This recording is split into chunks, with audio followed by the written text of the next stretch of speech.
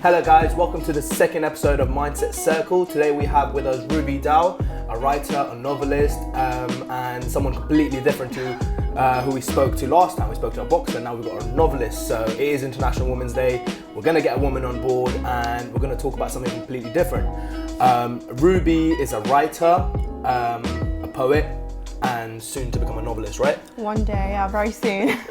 So we're going to discover what she writes, how she got into the journey of writing, the difficulties she faced, and everything else in between. So yeah, without further ado, Ruby, hi, welcome to have you. Oh, thank you for having me. I'm really happy to be here. No, I'm glad you're here today. But yeah, I think without delaying anything further, I would love for our listeners to know a bit more about you. Like, what got you into writing? Where did this whole thing start? Like, when did it start and how did it start? I mean, I've always wanted to be a writer since I was a little girl. I was 10 years old and I was like, I'm going to be a novelist one day. Most of it was because I enjoyed reading books so much as a young girl that I wanted to write stories that were very realistic and personal to me. Like, I didn't read any stories about any South Asian girls growing up, and I thought one of those things that wasn't available to me should be available to, you know, South Asian girls going forward, and specifically fiction stories that they love reading. That took a detour when I was 21. Okay. So I was doing my PGC in RE right after I graduated from uni, and I was like, okay, I'm going to write my novel now. That's what I'm going to do. 3 months into my PGC, I was like, yep, that's it. I need to be a novelist. And when I left that, I unfortunately broke my heart. It happens to the best of us. It happens to the best. We've all been there. We've all been there, yeah. So my novel took a backseat. So I was like, well, what am I going to do now? I'm in so much pain. How do I move forward from this? And I started sharing my writing online. I created an Instagram page and I just said, I need to heal. And I just created that page just to heal. It wasn't something that I had looked into. I didn't even know there was something called Instagram poetry or, an Insta poet. I just wrote because I needed to move on from this particular experience. What was it always called? The name it is called now, R.Dhal Writer, or would you It wasn't called R.Dhal Writer. It was called R.Dhal, I think, in the beginning. And everything that I used to share, I would share under the name R.Dhal. So I wouldn't share it under my real name. And when I made this page, I blocked 100 people from my personal Instagram from being able to see it. Yeah, because I remember speaking to you, I think, earlier on. Yeah. And you told me about how when you started it, you didn't really want to share it with anyone. And I think a lot of people have that problem. Yeah. So, yeah, what made you block these 100 people and why? And yeah, I mean, I don't know if you feel the same way or whatever, but the community that we live in and the society that we live in, people are so quick to shut other people down, like to be like, what the hell is this person doing? You know, why is she making herself vulnerable like that? Who do they think they are? Who do they think they are that they trying to be a model? Like, look at her size, she's so big. Like, look at her, how is she writing her feelings? Everybody's gonna know what she's going through. Look at him, why does he think that he can do this particular thing that's so different? And that was one of the main, things for me, because this was 4 years ago. This was when, people were doing really great things, but people from our community in specific weren't doing too much in terms of like out of the box. They were doing great things, but there wasn't a writer, there wasn't a model, there wasn't all these wonderful things that people are doing now. So the fear that people are going to look at me and say, what is she doing? Like, or laugh at me was there at the back of my head. And also there were a lot of people who knew me since I was little. They'd seen me in my most vulnerable parts. They had seen me grow. And this was something I wanted to do for myself. And I wanted to exclude everybody else and say, this is what I want. I'm not going to take anybody's judgment forward, and the only way that I'm going to feel okay with this is if these people don't know for a while, because in the beginning, when you're starting anything, people will always judge you, but when you're doing great, those same people will come to you and congratulate you. 100%. I think we've all experienced that in anything we've started and done well and done okay, and people have actually turned around and been like, okay, you know what, this is actually quite good. So how did you kind of overcome this whole issue, and when did you decide, okay, cool, now I can tell the world who I am? Like, where did this whole thing start from? Like, how did you get over unblocking those 100 people now that you've blocked them? You know, now you can see me, now you can be my friend. You know what I mean? Oh yeah. So how did you then go into, okay, now I'm gonna unblock these people, I'm gonna be confident with this? How did that transition happen? I think it was 6 months in, and I completely forgot that I had blocked these people. So one of them messaged me and said, I've heard about your page, but why can't I open it? And I was like, oh God, I completely forgot, because by that point, I was feeling better emotionally and my page was doing quite well as well. And I no longer had that fear of judgment in me. I no longer felt like if people see what I'm doing, somehow it's going to make me feel bad. Because at that point, everybody who was close to me knew, my family knew, my siblings, everybody, who mattered knew. So I decided that it's okay if the world knows. And I guess because I reached a point where the page was doing quite well, I was like, it doesn't matter what you say, because it speaks for itself, I guess. No, 100%. Yeah. Obviously now with the mentality that you have, the mindset that you have, would you now go back and change anything if you started once again, say from zero? Yeah. Would you this time then block those 100 people with the mindset you have now, or would you just go for it and just be like, you know what, this is me, accept me as I am? Yeah, honestly, one of the biggest things that I've learned over these past couple of years in sharing as much as I have and being as vulnerable as I have is that I'm one of those people don't care what you're doing. Like, there's a certain group who will look at what everybody's doing, but most of us don't care. I don't care whether you want to take a photo of yourself naked and post it online. That's you, just do it. So don't think I'll be doing that anytime soon. I'm just not you in particular, but in the sense of either you can look at it as people don't care, or you can look at it as people don't care. And when you look at it in the second way, you're like, I can do whatever I want. Nobody really gives a damn. So yeah, if I was to go back, I definitely tell myself to stop being so afraid of judgment and just do you, be you, and embrace yourself. Because that's amazing. Yeah, that's good to know, because obviously a lot of people won't actually share that part of their journey. They've obviously because I'm pretty sure everyone goes through that where they're not sure about what they're doing. So it's good to actually know that you've been able to openly kind of talk about it and tell people, you know what, this is actually how I started. So you're not as different to anyone else where everyone's normal. Everyone feels scared. We all feel anxious, right? No matter how strong-minded we are. Yeah. But it's all part of the process. So yeah, now let's just go back to your books for a second. So which one was the first one? I think it was this one, right? Unwound. Yep. Memories Unwound. So what's this book about? Where did this come from? I wrote this book when I was in the worst part of my healing journey. So the plan wasn't to write a book. I was just, I'm going to share my writing, I'm going to focus on my novel, and I'm going to write, publish that. But a lot of my readers were like, no, you need to compile it into something. I want it in paper. I want to be able to read it.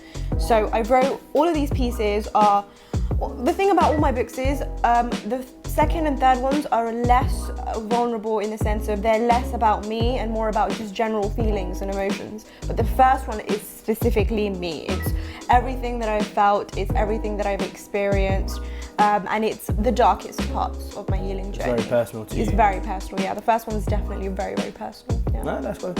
So what was your favorite thing from this book? What would you say is this resonates with me? Because this one's quite a lot about poetry, and I think short form poetry. Yeah, it's something people can quickly read. You can even read one a day, and just kind of resonate with it. And I think a lot of people, obviously, like you said, this is a lot more about your first heartbreak, and it's crazy that you're actually open about that, because a lot of people are not. So obviously, I'm pretty sure. Some people are lucky, but 80% of the world goes through heartbreak. So I would say, if you haven't been through pain like that, you don't know pain. Some people are lucky.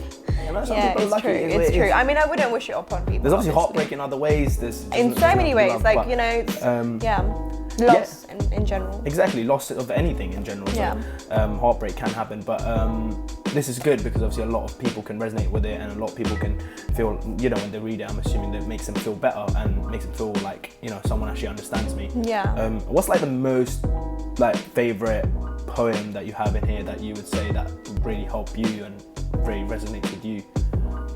There's this particular poem. Let me find it.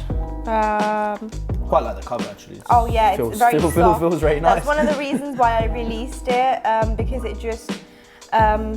was just so soft and lovely, and I love books that feel good. Like I say don't judge a book by its cover, but I'm a very much judge the book by its cover.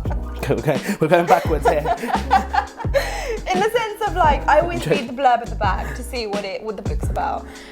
Yeah, it is what it is. But yeah, there's this particular piece in here which is about, I think it was a piece that I wrote to myself as, it was like a letter from me to me. And I know it sounds a bit self-centered, but it was like, you know when you go through a lot in life and you just wish someone sat there and said to you, I'm really proud of you. Like, I'm proud that you've gone through all this and you're still, you're still getting up each morning and facing all your struggles. I am so proud of you. And a lot of the time you have these wonderful people around you who say it, but when you're in that moment where you're experiencing so much pain and there's no one there, you can just say it to yourself. You can just say, I am proud of you, you'll be okay, kind of thing. So I think at the end of the day, if you're not there for yourself, you can't expect someone else. You have to be there for yourself first before anyone else is there for you. So I 100% agree. Yeah. I'm actually quite curious to actually listen to it because I've not read that one. I've read the last one, which I really like, but we'll get to that in a minute. Yeah, and this is so it's the pieces in my first book don't have any. Well, the pieces in my first two books don't have any titles. They're just free flowing. So should I read it? Yeah, go for it. Yeah, okay, so it goes like this. Sometimes I look at you and wonder where you get all the strength from, and I can't help but praise your ability to endure the toughest storm and never crumble, your will that allows you to love unconditionally and irrevocably, and your heart that appears as vast as the ocean, as vast as the universe and as deep as the ocean. I gasp at all of this and everything else that fabricates your soul, and I am in awe. Believe me, I am in awe. So it's just about affirming that, look, you've gone through all of this and I'm in awe of everything that you've experienced, and you just need to keep going. And that's, I think it's beautiful. I think especially for someone who, not even someone who's going through anything, I just generally, if someone just reads that, like I'm sure all of us scroll through Instagram daily, and especially myself, I love quotes. So if you read something like that, I think you can definitely you can just resonate with it, because that's not even a lot about love. That's a lot about the person themselves and self-love and knowing the strength you got. So that's quite beautiful. I definitely think this is why when I was reading and stuff, I was like, you know what, like all this time when I was like looking through your stuff, I was like this everything's just all about love, and it's very lovey-dovey. I remember this one time you said it to me, you're like, love, heartbreakers and everything. I was like, I know it's not. Yeah, so I thought it was very love, but as I was reading, I was like, you know what, this is not just love, this is just general life, like your general mindset throughout life, and it's a lot about self-love and self-care, which I think people need, as opposed to, and I think that's one of the biggest things we're actually trying to do here, is we're trying to take people away from anxiety, depression, and get them into actually loving themselves, because at the end of the day, you can't, you can turn to someone else for help, but you have to help yourself. Exactly. So once you help yourself, I think that changes the game. And I think it's not just about taking them away, but also accepting that you have this. Like if you have anxiety, if you have depression, if you have low self-esteem, negative like mental health or whatever, all of these things, the first step into anything is to accept it and be like, you know what, I do have anxiety and I accept it. This is how I feel. This is how it makes me feel. And then you move forward from it. To just push it away and be like, forget all this. Let's just affirm. Let's just focus on the good. Let's just focus on the positive. I've been there, so I know that when you're in that deep dark hole and you have everybody from the outside constantly telling you, yeah, but life's beautiful, look at it, the sun's shining, it's such a beautiful world, it's such a beautiful, you've got a roof on top of your head. They're affirming, they're just like putting all these thoughts at you, but you're in this deep hole.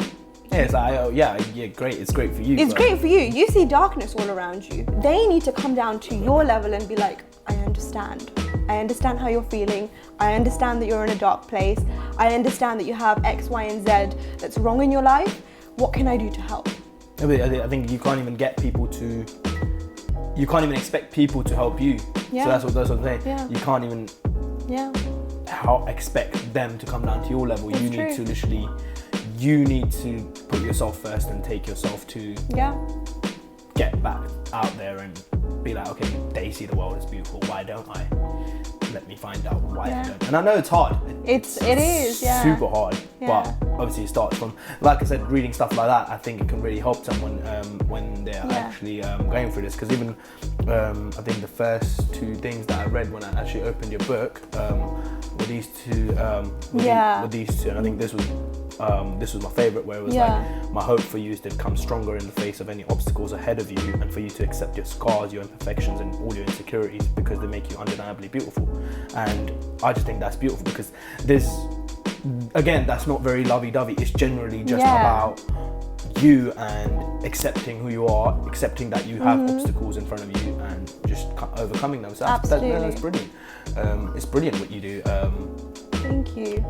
But yeah, so where did this whole second book and third book come from? What was the response from the first book? Because I know now you're like nearly at 300k following, and obviously I was looking through your page, a lot of people that you repost are people from all over the world, and they're like, you know, of all races and backgrounds. It's not like you're just targeting. So how did this whole thing grow, and what's the response been like? How's it felt since then? Yeah, it's been amazing. It's after the first book, it did really well. So when I saw the response, at that time I was studying my master's, so I just wrote the book on the side, released it as I'm, you know, writing my dissertation and everything. When that happened, I was like, okay, so this book's done really well. So I know that I can write like this. Like, I know that I have some kind of appeal to writing about self-care and healing and love and all of those things. Of course. So I should definitely release another book. So I started writing the second one just on the side while I was working and everything. My goal was always the novel writing. Like, that was it's always been my dream, and it's gonna happen one day. So these books just happened on the side. It wasn't like these are my biggest dreams, although it's amazing that they happened, but my biggest dream is to do fiction writing. So yeah, the second book came around after an independent American publishing firm got in touch with me. They were like, okay, you know, we really love your work and stuff, and we'd love to release your book under our company. And I was like, okay, great. So I signed a publishing contract with them, and I wrote the second book. Now, the first two books were... So for the second book, you were published now? Yeah. So I was published by an American publishing house. I've only recently re-released it under my own name. So that was released by an American publishing house. And when I was... Okay, so the thing that we need to like kind of bear in mind is, when I wrote my first book, I was going through heartache. So everything that I wrote was to do with love, right? When I wrote my second book, I was in a good place. I was honestly like the happiest I'd been. I was over everything. Like, so many years had passed, 2 years had passed by then. I was happy. So it became a lot harder to write about heartache and, you know, love, as much as it was easier to write about happiness and focusing on yourself and self-love and all of those things. So what I started doing is I started understanding that the reason why everybody appeals so much to this concept of breaking your heart and being sad is because, like, the whole world is going through some kind of pain. Like, we'd be silly to ignore it. We'd be silly to be like, just motivate, just be positive. Sometimes you just have to affirm that someone is sad. And so I started sharing more, you know, sad things and things that appeal to people. Just because if I'm going through something and I'm scrolling on Instagram and I'm feeling really sad and I see this particular quote and it's affirming what I'm feeling, rather than telling me, why are you sad, be happy, focus on the good, it's saying something that I'm feeling. It's saying, look, I'm having a tough day. It just makes me feel like, wow, someone else feels the same way. And sometimes that's all you need. Like, I just wanted to create a community for people where they could feel like they could come here in this safe space and speak to other people and know that other people are going through the same things. Sometimes it's just knowing that someone else is feeling the same way as you are, which just makes you feel better. So the second book was when I was feeling a lot better, but I knew that I have to continue writing for my readers who are going through things.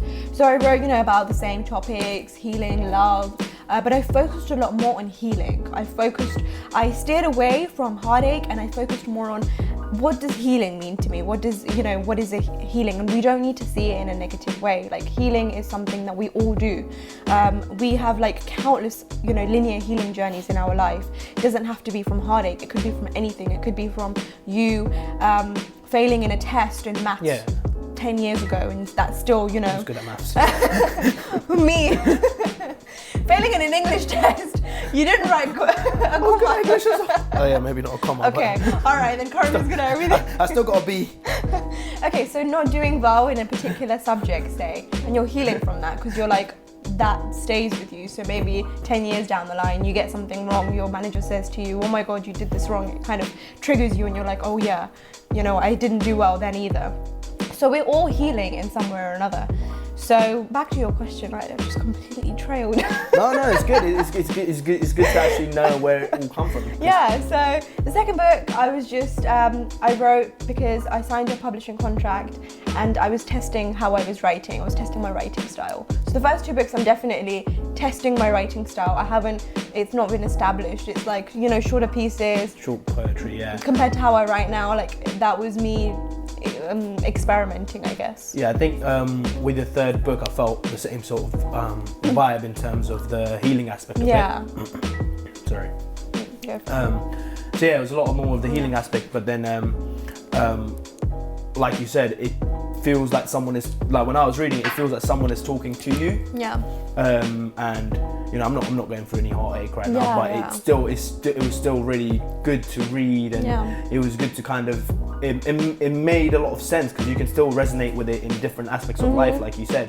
So I was actually reading your third book, and even though they're longer pieces, and I've only recently got into reading, I think over the last year. Yeah. So I think this is maybe the 8th book I've read in my life, which is, I know, surprising. You only just read motivational ones, don't you? Yeah. So this what I'm saying. This is what I was never into, this sort of stuff, but then I read it, and it was like, it pretty much does resonate with everything else. It's pretty much very similar, and the only difference is where they are talking at you, this is talking to you. Yeah, it's like someone is like actually it sounds like someone is actually understanding what you're saying, which is quite cool. I think like self-help books are very prescriptive. They're very like, I love them because they appeal to you. They're like, look, I'm talking to you, the reader, I'm telling you this is what you need to do and you'll be good. And that's definitely something that I want to go into, and I am writing a self-help book right now, which is like a mixture of self-help and poetry. The novel you've been writing? No, this is separate. I'm working on 2 projects right now together, but yeah, so the third book was more me just affirming. I was just like, this is going to be all my long pieces compiled in a book so that I get it out of the way, and now I can focus on telling my readers, okay, this is how we're going to heal now. Like, this is how we're going to go there. We're going to look at all our pain, and we're going to be like, I'm out of here. I'm going to, be better, do better, and just feel better. Yeah. I think all the books are like a little journey in itself. Actually. Not even your exact journey, but kind of your journey where you were like at heartbreak stage, then you're like literally doing better, looking better, you're like feeling better, and your life just generally gets better, right? Take the compliment when you can, eh? Oh, good. But yeah, I think the one thing that you definitely need to take from my writing, though, is in the past, I'd say, in the first year, everything that I wrote was me. It was like my journal. But in the past 3 years, I do not write about myself. Like, when I write about things, I write about them from a third-person perspective, and how I would feel if I was in that situation. Now, the reason why I can write like that is because I write fiction as well. So when you're writing a story, you are the character, right? So you write how the character feels, you write what the character is going through. So everything that I share on my Instagram page now is literally like, I will write something that's about like, I'll post something right now about like being betrayed, and I'll be out with my girls and having a really good time. Like, it doesn't, it doesn't reflect my life. It's just, I'm writing things that I know readers will relate to. Yeah, some of the readers might be going through that, and obviously they've been with you through your journey. My sad pieces do better than my happy pieces. I can tell you, like, I can sign it for you. No, but it's good, people do turn to quotes like this during their times when they're down, because it does make them feel better. So 100%, I think that makes sense. But it's just, it is what it is. Like sometimes my family says to me as well, my aunt's like, you're in my house right now, why did you just post about like being sad? And I was like, someone's going through something, like I just know it. Are you okay? Are you sure? I'm like, I'm okay, but I know someone's going through something. So yeah, it's just like, That's quite cool. So how does this whole Instagram life appeal to you? I don't know how you've had it, like, because obviously the one thing I find with, because in my industry where I work as well, I know a lot of people who are influencers and like people with your sort of following, and I feel like everyone has a different experience with the whole public versus private life sort of thing. So how does that kind of work for you? Like how do you find that? It's been okay. Like because most of my stuff is like writing and everything else, I don't get noticed unless I go to a writing place. So like if I go to a poetry event or something, then it'll be like, oh yeah, Ruby Dhal or whatever. But other than that, I live a normal life. Like, but in terms of like personal life, like even on Instagram, like one of the biggest things a lot of people get when they release something like this, when they're like putting their work out there, is hate, or people want to be nosy about their personal life. They want to give hate about their personal life. They want to be like, oh, you're posting so and so, but this is what you're doing in your personal life. Like I know they shouldn't interlink, but people obviously try and make that connection to kind of put someone down. So how does that sort of aspect? I'm not gonna lie, it's not been difficult. Like everyone's been really lovely. I don't know how people are behind my back, but like as in, I don't really speak to too many people. That's one thing about me. Like I have a really small circle, so I can count all of my friends on one hand. That's as simple as that. Family wise, everybody's lovely. In terms of external people, so people who know of me or who I know of, they've been kind, they've been nice. So no one's ever come to me and given me any hate. Like no one's ever been like, oh, I know about your life and you're writing this or whatever, or you're writing about promoting people, but look at you, you're such a bad person. Like no one's ever said that. I think that's quite good, but I think even your personal life, you've kept it very like, even your personal Instagram page is not very out there. You're not putting too much out there, and I think that's probably the best way to deal with it. This is why you don't get too much hate and people don't judge too much, because you haven't given them enough info to It's true, judge, so I've always kept I think the only, not even hate, but negativity that I do get sometimes is, sometimes like, I'll get message requests where people would say, it's funny, but it's not. It would be something like, my girlfriend broke up with me because of your post. Ouch. So you're the real Mr. Steal Your Girl. That would be the kind of stuff. Like, it would literally like, she sent me this and then she broke up with me. I feel like doing 1 minute of silence for them. Like, I get a lot of that. Like, it will be stuff like, I'm having an argument with my boyfriend. He posted this on his story the other day. What does it mean? And I'm like, I don't know what it means. I don't know. No, but it's good, right? Because it's still good in a way. Obviously, your words are having some sort of effect. But that's the kind of negativity I get. No, but you know, that's what I'm saying. Like you've just taken it in a nice way, but someone else could take it bad. So I think it's good that I think you've just taken everything in a positive way, and you just kind of like smiled about it, as opposed to be like, oh yeah, these guys are getting affected by my writing. Yeah, that's one thing though, that when you do have, like, numbers don't mean anything, but when a certain amount of people follow you, that's one thing that you always have to bear in mind, because your words will affect someone. Like if I write something that's very sad or negative, post it, and someone's going through a really crappy time and they come across that particular post, and that's like the cherry on the cake for them, and that's like, okay, I've read this and now I'm gonna go do something. Like that is huge, as an influencer, as a person who has an impact, because what does an influencer mean? It means someone who influences others, right? So as a person who has some kind of influence or impact on a readership or the general public, you need to make sure that whatever you post and whatever you share has as much of a positive impact on people rather than negative.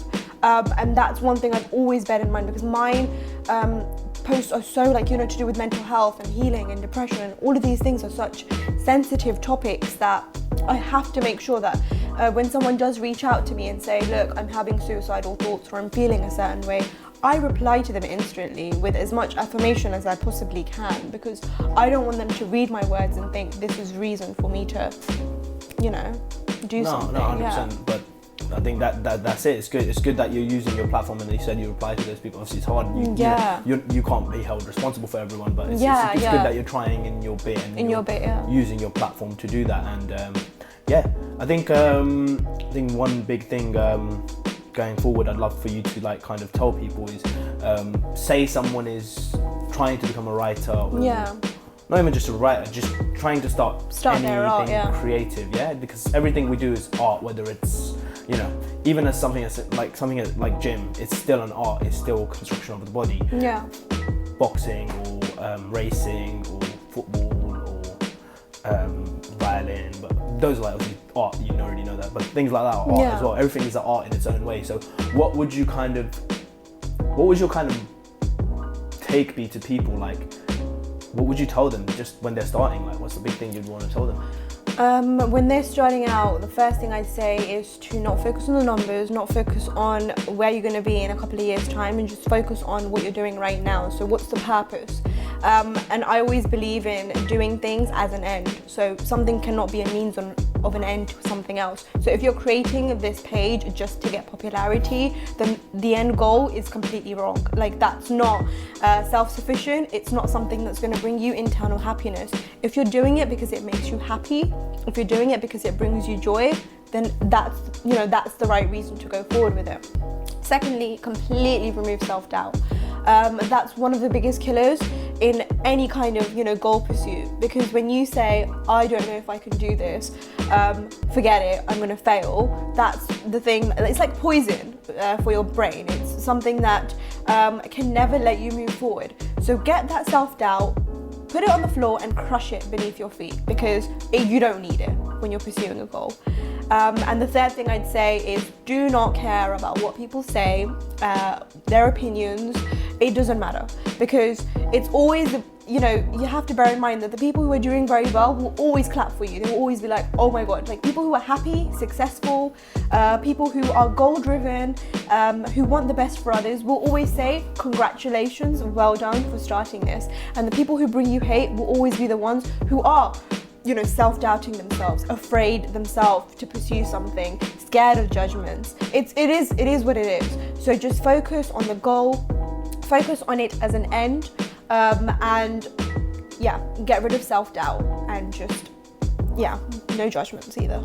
Those three things. I think they're very good, very, very good three messages actually. They're very strong, and I resonate with quite a bit of that. So I definitely think hopefully people do take that on board, and obviously that's the whole, again going back to, that's the whole initiative that we're trying to do here. Use messages like that and put that out there, and hoping even one person can listen to this and be like, you know what, I'm gonna start my thing now. Whether they're inspired by you, whether they're inspired by our last guest, whether they're inspired by our next guest, whether they're inspired by this channel itself, I don't know. But as long as even one person changes and pursues something, we've hopefully done well. Made an impact. That's what you want. I think we've found out a lot about you today. We found a lot about your books, about your journey, about what you went through. I think one thing I think our readers would love. Readers? Sorry, too He's focusing on books now. Yeah, I'm looking at books. I'm like, readers. All the readers. Well, our listeners would love is to know a bit more about you. So I'm going to do a quick rapid fire 60-second questions. Okay. I want quick answers, nothing long, very quick. First thing that comes into your mind. I can do this. So, let me just get a timer. I'm just going to get a timer from here. So we're going to go for 60 seconds, yeah? Are you ready? Okay. Are you sure? Are you in your element? I'm in my element. Okay, perfect. Let's do it. 3, 2, 1. So, what's your favourite thing in your wardrobe right now? My scarves. Okay, what's the best piece of advice you've ever received? Oh God. Keep going, don't give up. Do you have any pets? Yeah, my baby brother. Okay, doesn't count. Favourite movie? He's soft and cuddly. I can cuddle him. Favourite movie? The Fault in Our Stars. Describe yourself as a teenager in 3 words. One of the sidekicks in the movie Mean Girls.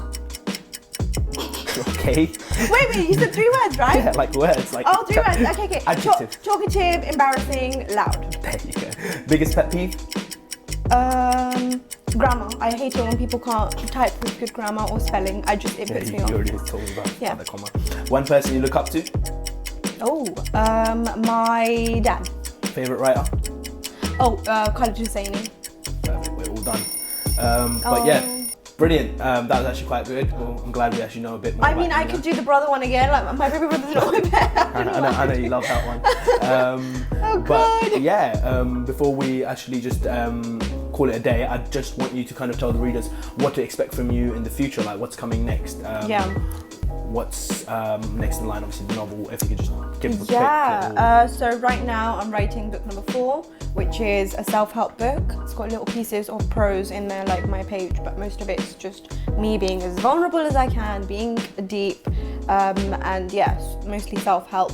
And then my, biggest project is it's my novel, which I'm writing. I'm 100,000 words in, so that's like over 300 pages. I don't think that I know that many words. I don't know how I got there. I'm at the point of giving up. I'm like 85% done, and I'm still the last 15%. And it's a psychological thriller. So it's it's pretty cray. It's pretty cray. I've made sure that all my characters in my books, in my novels, are people from underrepresented backgrounds, minority groups, people of color that we don't really read about too much in books, but they are realistic, down to earth, normal people like us. So I'm not, creating a fancy picture of different culture that the majority of millennials won't be able to read because it's too deep. It has to be as relatable as possible. So it has to be, Simran, who lives in West London and goes to school at Swakeleys. I literally just named my cousin. Simran, yeah, okay, we'll go with Simran. And yeah, so they're all, very down to earth, but it is a thriller, so it's about a crazy girl. Not me, completely. Hopefully not. She goes on a murder rant, so definitely not me. Definitely hope not you. So that's my next project. And what's your whole goal with writing, and just what's the whole picture? What's the purpose of everything you're doing, and why? I have 2 goals, 2 motives that guide me in life. One is a self-directed and one is an other people directed. So the reason why I have these 2 is because you need to be as satisfied with yourself as you are when you're doing things for others. Other people directed is I want my writing to continue to impact people. So I want to one day, run lots of workshops and do talks and stuff, talk about all these topics of mental health and healing, motivate people to make a positive change in their life, and hopefully, make us all a difference in their life. And then my self-directed goal, which is what I want for myself, and that is I want to be a novelist. I want to, write tons and tons of novels, and I want to sell millions of copies. So the one that's writing to heal is for other people. The one that is poetry, the one that is fiction is for me. So that's my 2 things. That's amazing. Obviously, you gotta love yourself before you love others. So that's quite good. And you know what? It's been really nice speaking to you. It's been quite refreshing, and it's been a very different chat. It's been quite in depth, and I'm glad we had that chat. Me too. Thank you for having me. Yeah. Always a pleasure. Always a pleasure. Brilliant, guys. So that's Ruby Dhal. Now you know a bit more about her. Obviously, follow her on Instagram to find out a bit more. It's r.dhalwriter. And yeah, comment, like, subscribe, and we'll see you next week. Take care. Bye-bye. Bye.